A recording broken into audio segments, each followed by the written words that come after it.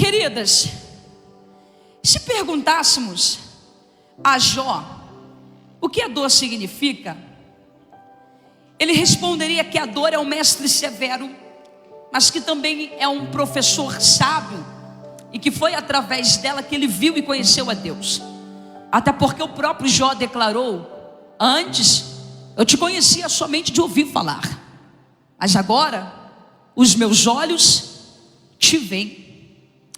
Se perguntássemos a José o que a dor significa, ele responderia que a dor é um catalisador para o crescimento e a maturidade, porque foi através da dor que José experimentou as suas maiores experiências, foi honrado por Deus, e através da sua vida e daquilo que o Senhor havia feito através dele, também beneficiou a vida de outros. Se olhássemos hoje para Daniel e perguntássemos o que a dor significa, ele responderia que a dor é um meio de fortalecer a fé e de nos aproximar a ter uma confiança a mais em Deus. Até porque, mesmo tendo sido levado para a Babilônia cativo, ele manteve-se fiel, inserido no meio de um povo e com uma cultura pagã. Então, antes de introduzir, eu preciso que você entenda que esses exemplos citados aqui até agora nos ensinam que a dor, ela não é meramente uma adversidade para ser evitada, mas ela é um componente essencial da nossa jornada de crescimento e de transformação. Nós lemos aqui o livro do Êxodo. A palavra Êxodo significa partir, se retirar ou ir embora. Essas palavras descrevem com exatidão os acontecimentos narrados neste livro, a saber, a libertação dos filhos de Israel da escravidão do Egito Antigo, que foi um lugar onde eles viveram aprisionados por pouco mais de 400 anos. Existem alguns eruditos que acreditam que o Êxodo, ele é a continuação do livro do Gênesis, só que com a diferença de alguns séculos.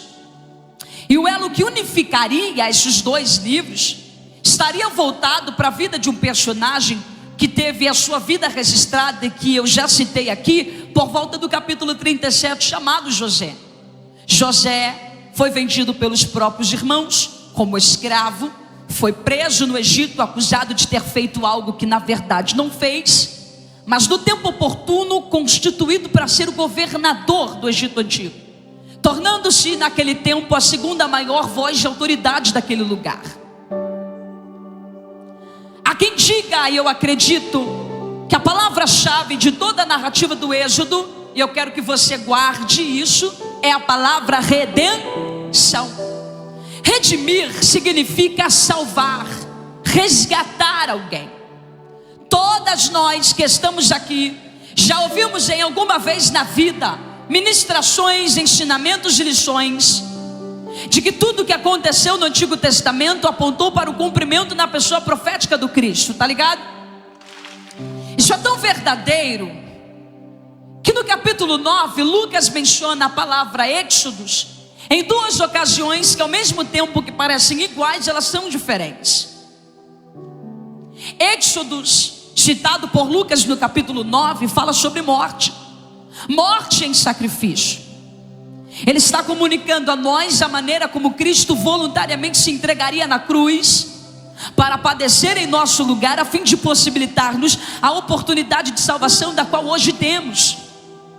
A segunda aparição de Êxodos está apresentada no capítulo 2 de 2 de Pedro. Fala sobre morte, porém não é morte em sacrifício. Está falando sobre o propósito do homem quando este é cumprido na terra, e ele fecha os olhos desta vida a fim de abri-los na eternidade. Então, de maneira entendível, clara e objetiva, ouvimos até agora 3 experiências de partida. A primeira, falando-nos sobre a libertação dos filhos de Israel. A segunda, falando-nos sobre a libertação do pecador que se deu por intermédio do sacrifício de Cristo na cruz, porque lá foi o êxodo da igreja. A última, falando-nos sobre a libertação do nosso corpo. capítulo de número 1 do livro do Êxodo, Moisés nos conta uma história, uma narrativa. Ele cita uma nova dinastia e diz: passou a reinar sobre toda a terra do Egito um faraó, e este faraó não conhecia José. Se não conhecera José, não sabia também daquilo que José havia feito de bom em prol da terra do Egito. Por isso levantou-se contra o povo, os filhos dos filhos de Israel, que se multiplicavam sobre a terra. Pesou o faraó as mãos do jugo, pesando o trabalho. Por quê? A palavra conhecer aqui no original não quer dizer que este novo rei nunca ouvira falar de José, ou do que ele havia feito de bom pelo Egito. Quando Moisés narra este faraó não conhecia José, ele está falando sobre credibilidade de trabalho. Resumindo, este faraó não estava nem aí acerca de tudo de bom que José já havia feito em prol da terra do Egito antigo. Motivo óbvio para a gente sustentar isso como uma ideia: muito provavelmente,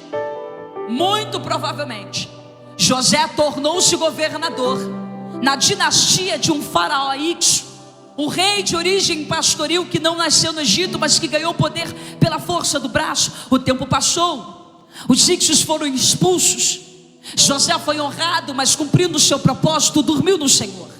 E agora, este faraó está vendo os filhos dos filhos de Israel se multiplicando, e nasce uma luz em seu entendimento, e este povo está crescendo. Vamos dobrar a carga de serviço, porque o trabalho escravo vai tirar do povo a força física, e com ela vai embora a esperança de se tornarem uma nação um dia. Resumindo, nós conhecemos o final da história, e para não acontecer hoje o que vimos acontecer lá atrás, trava enquanto dá tempo.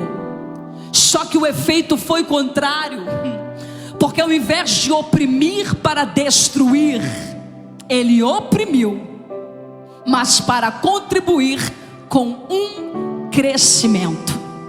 Não sou eu quem digo, a Bíblia diz que quanto mais oprimiam, mais o povo crescia. Quanto mais perseguia, mais o povo prosperava. Não me entendeu por quê?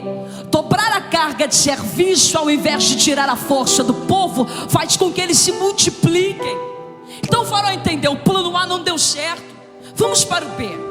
Pegaremos os meninos, afogaremos no Nilo, as meninas crescerão, se casarão com os egípcios, e daremos continuidade à nossa linhagem pela semente que ela gerará, e levará o nosso nome. Só que pela segunda vez, eu disse pela segunda vez, o plano de Faraó foi interrompido, porque o trunfo na manga de Deus para aquele tempo estava guardado na casa de Joquebede, e se chamava Moisés.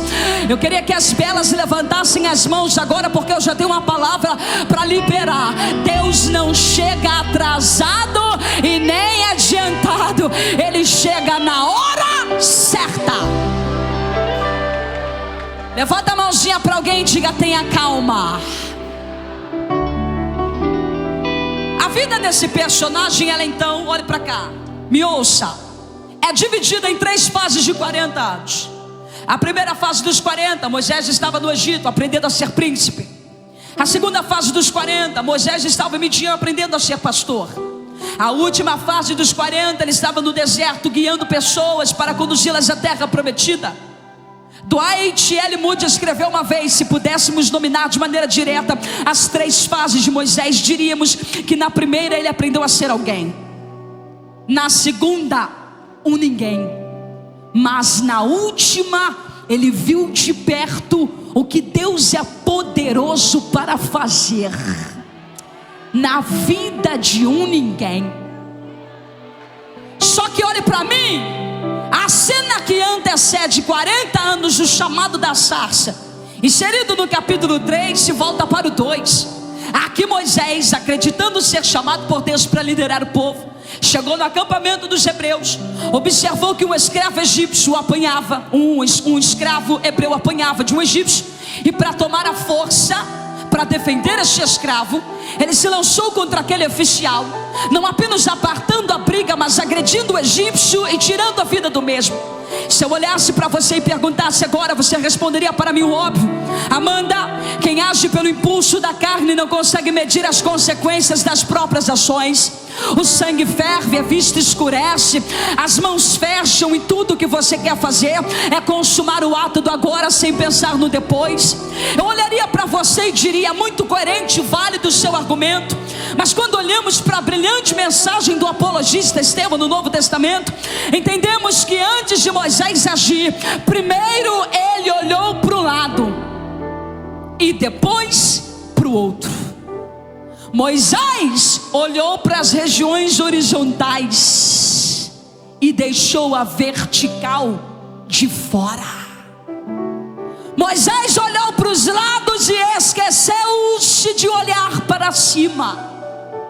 E depois de matar, ele enterrou o corpo. Só que eu vim dizer que esconder um erro não o apaga, porque uma hora as areias de Deus irão soprar para revelar todos os nossos segredos. Prova para mim, eu vou com muito prazer. João 8, a mulher foi pega em ato de quê, gente? Agarraram-na pelo braço e levaram-na até Jesus e disseram assim: a lei de Moisés diz que ela deve morrer. Esperando e aguardando uma resposta do Cristo, a Bíblia diz que ele se agachou e passou a escrever. Na mente dos homens passava o seguinte pensamento: ele não pode matar porque a lei que está acima dele é de Roma e proíbe, mas também não pode deixar de fazê-lo porque a lei que ele faz questão de dizer que veio para cumprir é a de Moisés, e diz que ela deve morrer. O que ele vai fazer agora? De que lado ele está? Do lado de Roma ou do lado de Moisés? Mas a Bíblia diz que ele abaixou e passou a escrever. Eu amo a palavra escrever, que do grego original vem de katagraphen, quer dizer assinalar, expor ou revelar uma verdade sobre alguém. Era como se um portal revelativo fosse aberto naquele chão, e os que acusavam a mulher vissem os seus próprios pecados sendo revelados. É por isso que quando se levantou não fez rodeios, foi no âmago do problema. Aquele que dentre vós estiver sem pecados, ou quem nunca sentiu desejo de fazer o que ela fez, atire a pedra contra ela. E você conhece o ditado: contra fatos não existem argumentos. Largou o primeiro, foi embora o segundo, não tinha mais o terceiro. Olhou em volta, a multidão se desfez, no fim não ficou mais ninguém. Então nós entendemos que Jesus havia olhado para aquela mulher e dito as seguintes palavras: vai embora, porque eu também não te condeno. Não entendi ainda, Amanda. Em um ambiente espiritual como esse, não dá para sustentar a nossa meia verdade ou a nossa mentira por muito tempo. Vou levantar minha Bíblia de novo e vou dizer: cuidado, uma hora as areias de Deus irão soprar. As areias de Deus irão soprar para revelar. E qual é a intenção de revelar? Tratar, curar. É por isso que na segunda fase Moisés está em Midian, fugiu para não perder a vida. E a Bíblia diz que agora, 40 anos passados, ele estava cuidando de ovelhas, era esposo, pai de filhos e tinha responsabilidades. Um dia que para Moisés era comum, rotineiro, levar as ovelhas para o Horebe para pastar, ele teve uma visão. A visão foi uma sarça ardendo no meio do fogo sem ser consumida. Como um pastor conhece conhecedor daquele espaço geográfico, era comum para Moisés ver as sarças, arbustos suntuosos, mas muito frágeis, pegando fogo e virando pó em seguida. Mas isso mexe com Moisés, porque ele olha para a sarça, ela está ardendo em chamas, mas continua de pé. A verdade é que toda e qualquer sarça velha presta, desde que Deus esteja nela. Ele coçou os olhos, abriu, fechou e não entendeu por que a sarça não se queima. Eu me virarei para lá para ver esta grande visão. Então nós entendemos que o que chamou a atenção de Moisés não foi o fogo na sarça, foi a resistência que ela teve para arder e continuar de pé no meio daquele fogo. A proposta de Deus esta noite não é só de incendiar a tua sarça. A proposta de Deus esta noite é de dar à tua sarça a resistência e a sustentabilidade para mesmo se arder, continuar de pé, de pé, de pé. Não, a sarça de pé. Escuta, a sarça ardia, mas estava de pé. A sarça ardia, mas não se consumia. É impossível falar disso e não lembrar do que aconteceu em Daniel capítulo 3. Está ligado? Está no culto? Daniel capítulo 3 está escrito tudo sobre você. Daniel capítulo 3: Misael, Ananias e Azar. No meio da multidão, Nabucodonosor levantou a estátua e disse: olha, quem não adorar a estátua será lançado na fornalha. E eles disseram: não adoraremos essa estátua. O sistema os oprimiu, dizendo: se não prestarem adoração durante o som do símbolo, pífaro, saltério, buzina, harpa e todos os instrumentos, serão lançados na fornalha. Eu quero ver o Deus que vai livrar vocês. E eles disseram: nós temos um Deus, servimos a esse Deus, e Ele tem poder de nos livrar. Mas mesmo que Ele decida não nos livrar, não adoraremos a sua estátua. Tocou o símbolo, tocou o pífaro, tocou o saltério, buzina, harpa, todos os instrumentos. A multidão se prostrou diante do sistema, com medo de perder a cabeça, oportunidade de crescimento. Mas os três continuaram fiéis à lei do Deus que serviam, à pátria que tanto amavam. Então na segunda vez ele disse: se não adorarem, serão lançados na fornalha. Só que dessa vez 7 vezes mais aquecida. Tocaram os instrumentos e eles continuaram de pé. A ordem foi: prendam as mãos, prendam os pés, aqueçam a fornalha e podem lançá-los. Mas algo aconteceu: os que lançaram morreram fora pelo excesso do calor, e os lançados andavam.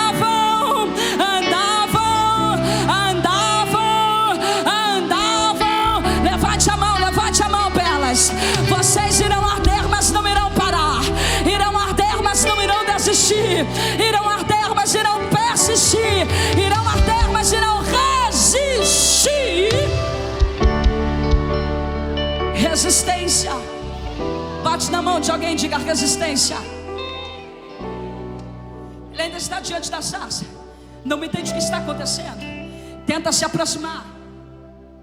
A voz de Deus no meio da sarça o interrompe e diz: Moisés, para aí, fica onde tu estás, tira essa parte dos pés, porque o lugar que tu estás é uma terra santa. E disse mais: eu sou o Deus de teu pai, o Deus de Abraão, o Deus de Isaque e o Deus de Já. Moisés escondeu a sua face, porque teve medo de olhar para Deus. Damos um desconto para Moisés aqui. É o primeiro contato que ele está tendo. Deus está falando com ele pela primeira vez. Quando descobre quem está por trás daquela sarça, esconde a face com medo da morte. Se contrastarmos capítulo 3 com o capítulo 33, perceberemos uma bagagem. No 3, Moisés escuta a voz de Deus, se esconde para não morrer. Mas no 33, ele já anda com Deus, ele já fala com Deus. Deus já o responde. Ele leva o recado de Deus para o povo e o recado do povo para Deus. E o mesmo diz: não irei adiante do povo, porque se eu for, matarei esse povo que é de dura cerviz. Mas enviarei o anjo adiante de vós para eliminar os inimigos do caminho. O Moisés que era amigo, o Moisés que tinha bagagem, o Moisés que tinha intimidade, história, disse: não nos faça sair daqui sem a tua presença. Só sairemos daqui se o Senhor for. E tem mais: mostra-me a sua glória. Você consegue dimensionar o que está sendo falado aqui? Vamos voltar, gente. Capítulo 3, Deus manifestado teofanicamente revela quem és. Sou o Deus de teus pais, Abraão, Isaque, Jacó. Moisés esconde a face com medo de morrer. Mas no 33 ele disse: mostra-me, mostra-me, mostra-me, mostra-me a sua glória. Moisés, homem nenhum viu e sobreviveu. Resumindo, se eu revelar o peso de quem sou, mato quem você é. Mas quem tem fome não mede as consequências, vai até os finalmente para viver e estar com Ele.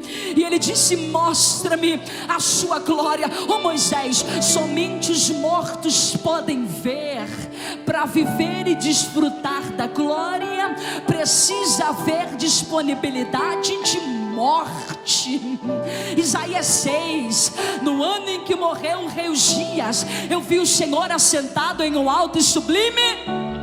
Serafins acima voavam e eles tinham 6. Com 2 cobriam o rosto, com 2 cobriam os pés, com as outras 2 eles voavam e clamavam uns para os outros: Santo é o Senhor. 2, e toda a terra está cheia da sua. Então disse eu: ai de mim, que já vou perecendo. Sou homem de lábios impuros, habito no meio de um povo de impuros lábios, e os meus olhos viram a santidade de Deus. Isaías estava gritando: a glória e a santidade de Deus irá me matar. Daniel 10, o anjo entrega o recado, ele cai porque não suporta. Revelação do Apocalipse, João, exilado em Patmos, está vendo um Cristo como ninguém nunca viu. Os seus olhos são como chama de fogo, seus cabelos são brancos como a lã, macios, suas roupas são alvas, o seu rosto brilha mais que o sol do meio-dia, os seus pés são como bronze polido, o latão reluzente. Então ele grita no versículo 17: ai de mim, eu caí feito morto, porque não suportei o brilho da sua luz. Mas ele disse a mim: levanta-te, não temas, tudo que você acabou de ver, escreva.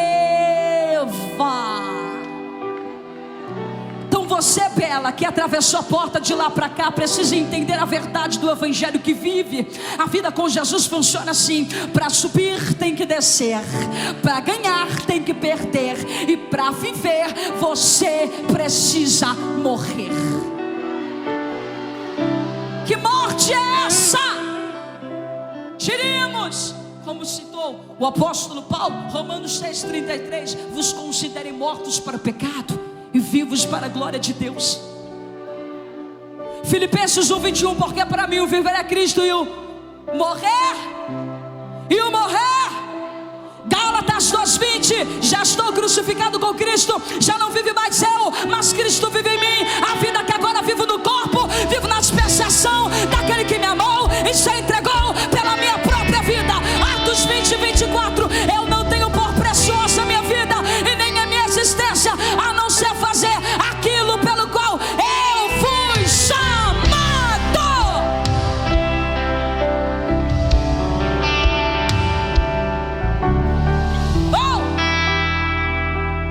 Não me importaria ficar aqui citando frases icônicas, mas nenhuma delas causaria tanto impacto quanto a citada pelo nosso Cristo.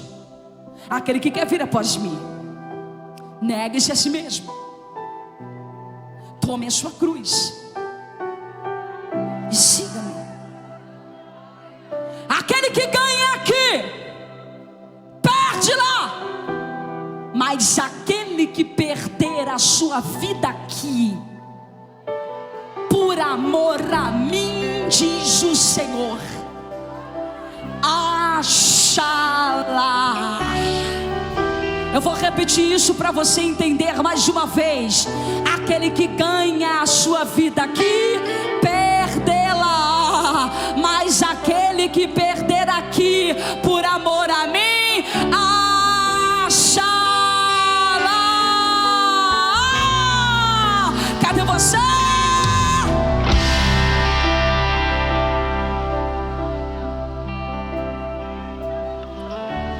Está vendo? Por que Deus está falando com Moisés na sarça? Vou entrar. Por que Deus está falando com Moisés? Sou o Deus de teus pais, Abraão, Isaque e Jacó. Olhe para a sarça agora como um divã. Olhe. Na verdade, para o Horebe como divã, para Deus como um doutor e Moisés como um paciente.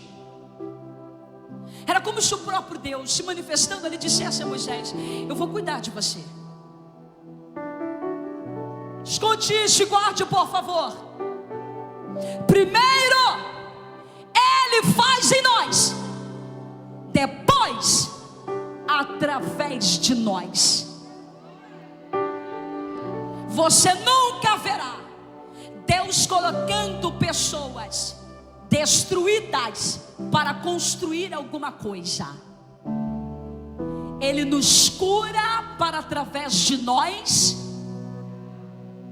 Ele nos levanta para através de nós. Moisés, está vendo os filhos de Israel? Eles estão cativos no corpo. O jugo de Faraó os impede de avançar. Mas você, pelo que fez, está cativo na mente. Não, é impossível falar disso aqui e não lembrar da história da menina de Naamã. A menina foi levada cativa para uma terra estranha. O texto diz que ela tinha tenra idade aqui no texto quer dizer que ela tinha entre 8 a 12 anos.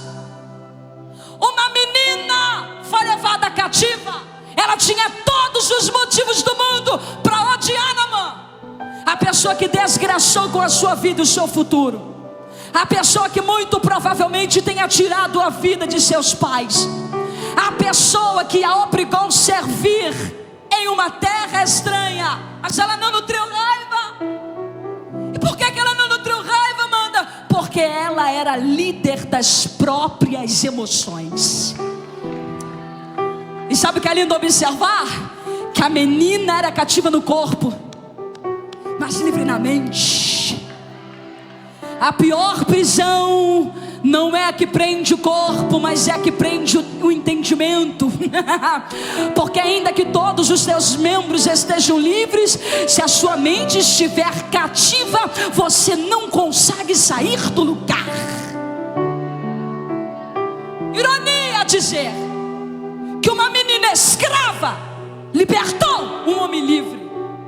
Tudo isso porque ela entendia que o que Deus não havia feito nela não roubava dele a capacidade de fazer em alguém. Olha para mim. O processo que ela viveu ali não alterou, pastora Patrícia, a mensagem. Que mensagem poderosa. A menina cativa em outra terra, ainda gritando para a esposa de Naamã: ah, se o meu Senhor tivesse em Samaria, ele ia conhecer o profeta que poderia dar a ele a cura. Trocando em miúdos: senhora, eu conheço alguém que conhece alguém que pode dar a ele a cura que precisa. Você quer um exemplo melhor? Não tem como falar disso sem citar Jesus. Mateus 21:18. Jesus teve fome, mas em João 6,47 ele pregou: sou o pão da vida. Quer mais? João 19,28, Jesus teve sede, mas em João 4,13-14 ele pregou que é a fonte de água viva que jorra para a vida eterna. Jesus ficou cansado, no entanto pregou em Mateus 11,28: vinde a mim os que estão cansados e sobrecarregados, que eu vos aliviarei. João 11,35, Jesus chorou, mas em Apocalipse 21 está escrito: ele enxugará dos nossos olhos toda a lágrima. Então peraí, o pão sentiu fome, a água sentiu sede, e o descanso ficou cansado. A mensagem principal desta lição é nos fazer entender que, embora Jesus como homem tenha passado por limitações e sofrimentos, isso não alterou a sua essência, isso não o tornou amargo, e isso não alterou a sua mensagem. Levante a mão, levante a mão. Fale o que ele tem poder de fazer, mesmo quando não fizer em você. Vou repetir: fale o que ele tem poder de fazer, mesmo quando ele não fizer em você. Fale que ele cura mesmo sem ter te curado. Fale que ele abre portas mesmo sem ter aberto para você. Fale o que ele é capaz de fazer mesmo sem ter feito por você. Fale. Não deixe a dor, olhe para mim, não deixe a dor roubar a essência e alterar a mensagem que te foi confiada. Moisés, sou o Deus dos teus pais. Existe um pensamento na psicologia, pastora Patrícia, que diz que às vezes é necessário recriarmos o cenário da frustração para trazermos cura a alguém que está demasiadamente traumatizado. Eu sei que vocês já foram. É por isso que quando sentamos no divã, o psicólogo faz perguntas específicas, e através dessas perguntas são criados cenários que nos trazem insights. Insights são flashes, e nós conseguimos lembrar de coisas durante este diálogo que não temos costume de lembrar no dia a dia. E com base nisso, o doutor especialista na mente, ele consegue descobrir onde, como e quando se desencadearam todos os nossos traumas psicossomáticos.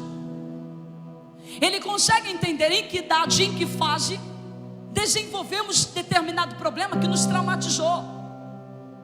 Olha para a Bíblia, irmã. Jesus, o maior entendedor da mente humana, recriou o cenário uma vez. Posso contar? Quem está comigo, está ligado? Um dia, Jesus disse: o traidor está no meio de nós. Um de vocês vai me trair. Pedro levantou-se no meio dos 12 e disse: Senhor, ainda que todo mundo te abandone e te deixe, eu vou ficar contigo até o final. Jesus disse: antes que o galo cante, tu vai me negar. Não vai ser uma, não serão duas, serão três. Saiu dali, atravessaram o ribeiro de Cedron. Jesus entrou no Getsemane para orar. Findando a oração, retiraram-se e ele foi pego pelos guardas, levado para passar pelo primeiro dos 3 julgamentos que enfrentaria. Evangelho de João capítulo 18 está escrito que Pedro estava no pátio da casa do sumo sacerdote, avistando de longe, junto de um outro discípulo, o primeiro julgamento de Jesus. Com medo de se aproximar e pelo fato da noite ser muito fria, ele se aproximou de um braseiro para se aquentar. E aí a cena aconteceu.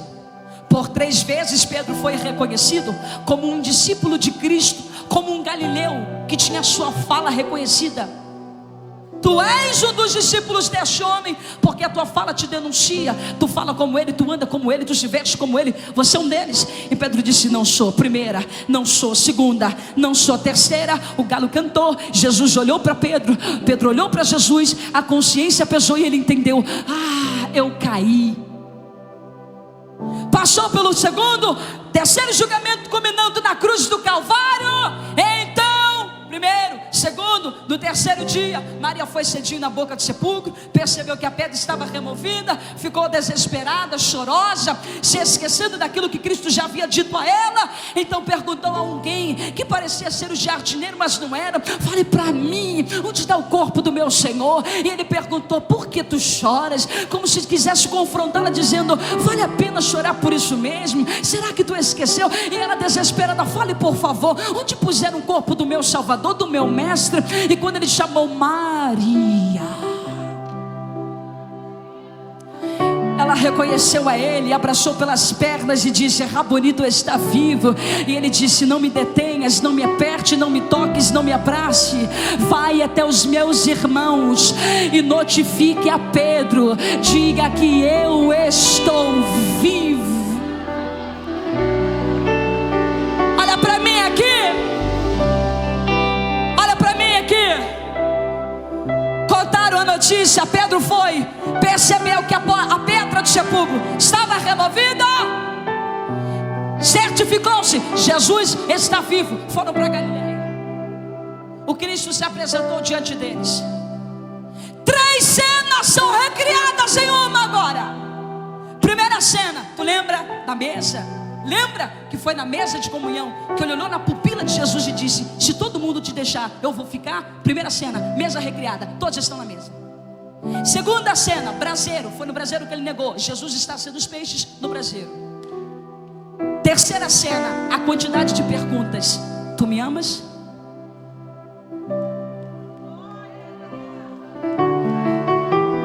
Gosto muito de ti. Tu me amas? Gosto muito do Senhor. Tu me amas? Como se quisesse dizer: lembra, tu dissestes que ainda que todos me deixassem, tu continuaria comigo até o final. Eu quero saber se tu ainda sustenta essa verdade aí dentro. E pela terceira vez ele olhou para Jesus, olhou para a mesa da comunhão, olhou para o peixe assando no braseiro. Ele abaixou o rosto e disse: o Senhor sabe de todas as coisas, o Senhor sabe que eu te amo. Jesus, apacenta as minhas ovelhas, mas na verdade estava querendo dizer: está curado, está curado, está curado, está curado, está curado. Se no braseiro você caiu, na mesa de comunhão eu te restabeleço, diante do braseiro eu te restauro. Está curado. Oh, aleluia, aleluia. Lembra do que eu disse? Primeiro ele faz em nós, depois através de nós. Pedro recebeu a cura da consciência, perdão do coração. Atos 2, pregou uma mensagem. Versículo 41, 3.000 pessoas abraçaram a fé e foram batizadas em o nome de Cristo Jesus. Primeiro ele fará em você para depois fazer através de você. Moisés, se tu não sabe quem eu sou, por falta de relacionamento, é assim o diálogo. Busque saber aí quem foram os teus pais. Pesquise, puxe aí. Quem foi Abraão? Pai da fé. Quem foi Isaac? Filho da promessa. Quem foi Jacó? Jacó, legitimidade. Então você entende que eu não sou qualquer um. Eu sou aquele que faz a promessa, que cumpre a promessa e que legitima.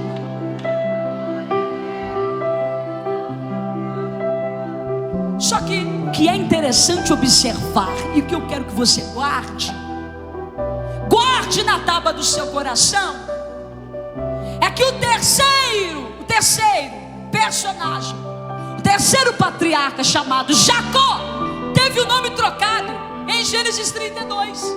No val, ele recebeu o nome, e o nome era Israel. Repita Israel, vamos. Mais uma vez. Repita após mim: príncipe, príncipe, príncipe. Porque Deus olhou para Moisés, para curar Moisés. Ele disse: sou Deus de Abraão, sou Deus de Isaac. Por que não disse Israel?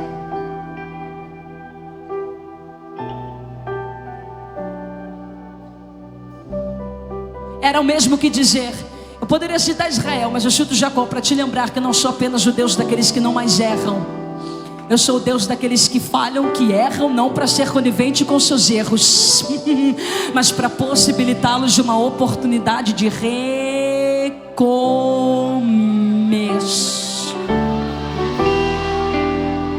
E é por esse motivo que hoje eu te levanto, eu curo a tua alma, eu curo a tua mente, o teu coração. Eu te restabeleço na mesa da comunhão. Eu entrego o bordão de autoridade para você e digo: faça o caminho de volta. O mesmo caminho que você fez para sair, eu quero que você faça para voltar hoje. Existe uma missão e uma responsabilidade sendo entregue na mão de pessoas esta noite. É por isso que eu vim pregar esta palavra. Eu não quero saber daquilo que você fez ontem, hoje, ou há 5 minutos antes deste culto começar. Mas a palavra da cruz me dá autoridade para dizer que a porta agora se abriu, e Ele me autoriza a gritar em alto e bom som: passe por ela, passe por ela, passe por ela. Amanda, eu pequei, passe por ela. Amanda, eu caí, passe por ela. Amanda, eu transgredi, passe por ela. Recomeço. Levanta do seu lugar.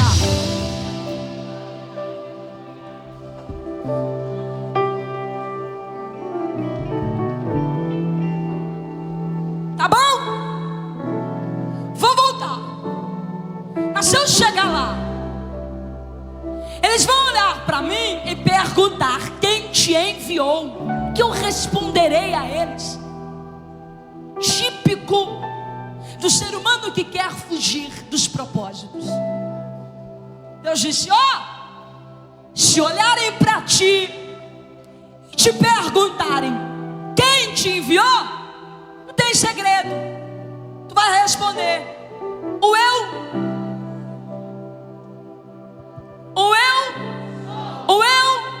sou.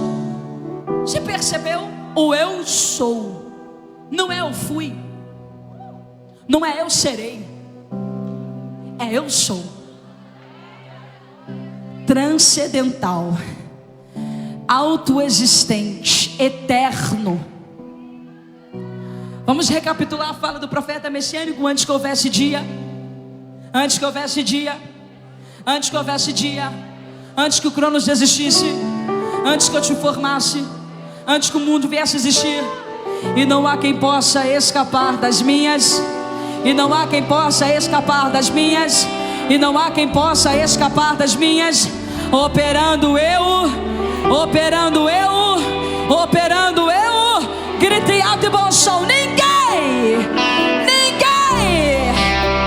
Então hoje, quando você sair desse culto, voltar para sua casa e perceberem o teu semblante diferente e te indagarem ousadamente: quem mandou você voltar desse jeito? Quem te deu autoridade para chegar aqui assim? Tu responderá: o eu sou. Levante a sua mão. O eu sou. O eu sou mandou eu recomeçar. O eu sou diz que eu sou filha. O eu sou diz que eu posso. O eu sou me perdoou. O eu sou me transformou. O eu sou que permitiu a ferida. Foi o mesmo que ligou, que curou, que transformou. O eu sou.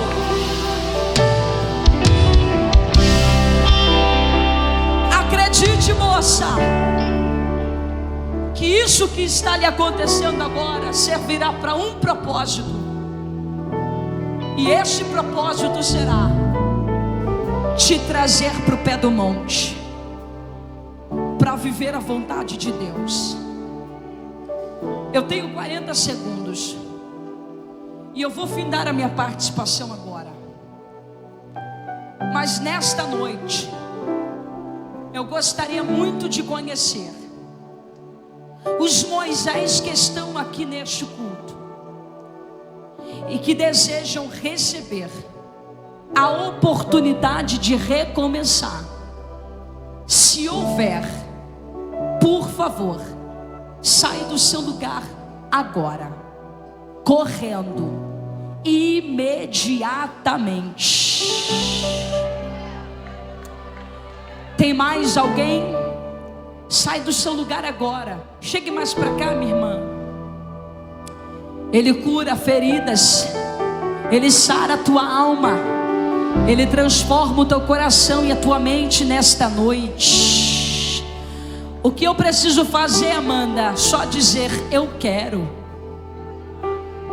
e o resto Ele fará.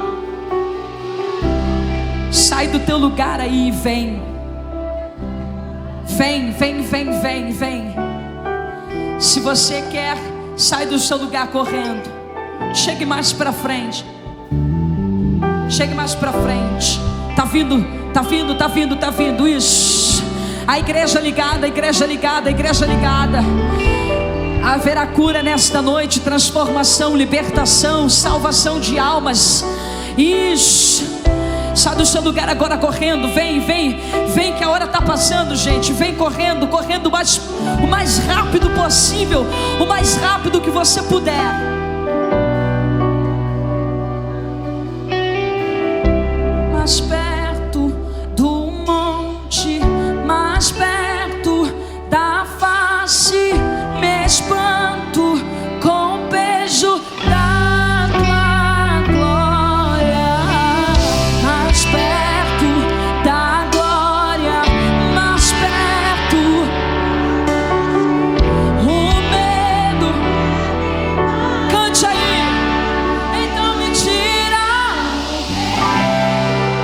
Eu quero ver vocês cantando.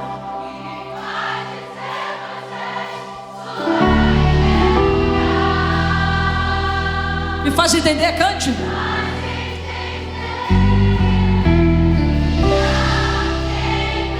Vem, irmã Stavari, vem Rebeca.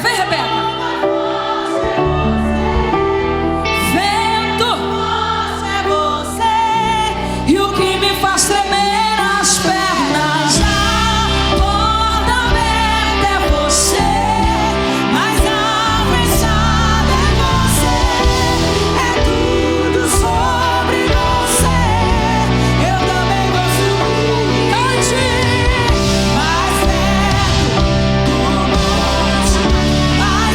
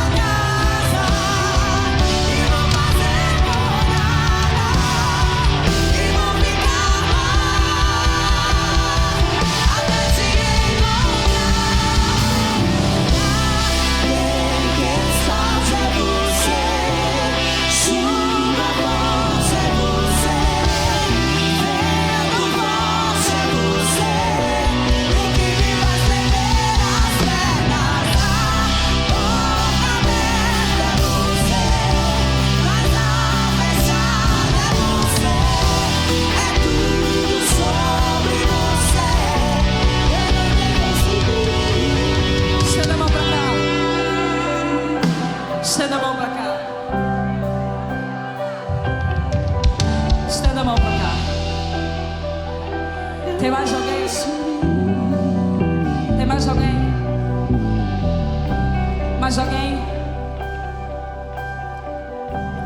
Agora eu vou fazer outra pergunta. Quem daqui que estava afastada e está voltando para Jesus, levante o dedo indicador. Existe alguém? Alguém que estava afastado e está voltando para Jesus? Existe alguém que queira retornar para Cristo hoje? Levante o dedinho indicador. Rapidinho para a gente enxergar. Tem alguém? Alguém que quer entregar a sua vida a Cristo? Tem uma moça? Dê um abraço nela aí. Põe a mão na cabeça dela, ore por ela aí. Temos uma moça. Cadê você? Tem mais alguém? Mais alguém? Igreja, estenda a mão para cá. Estenda a mão para cá.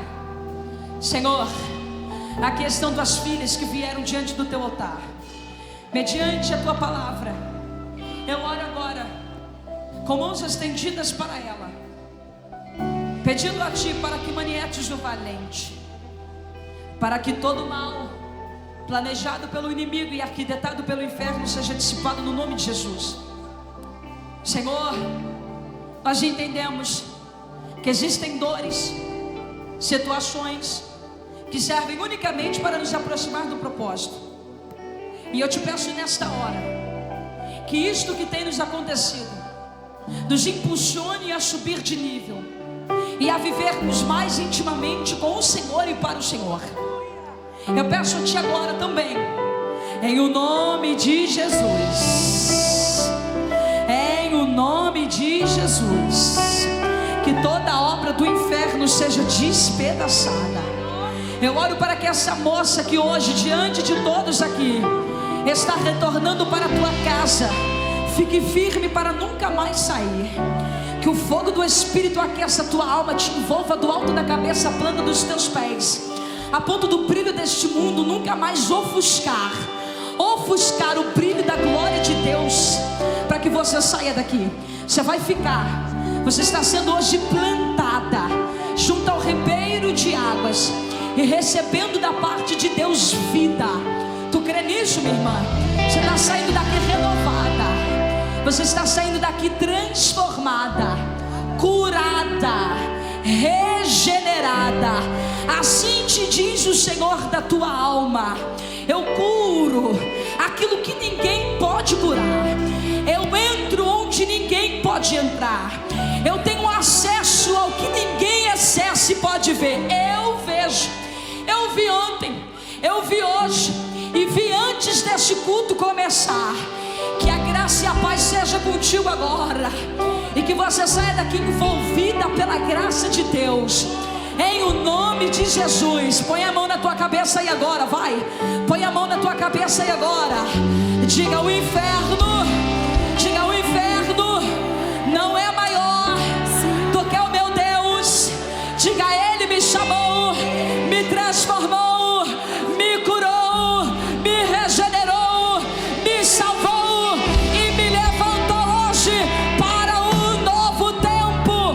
Vocês estão sendo levantadas para um novo tempo, ainda no ano de 2023. Deus fará coisas extraordinárias. Seja com a tua igreja.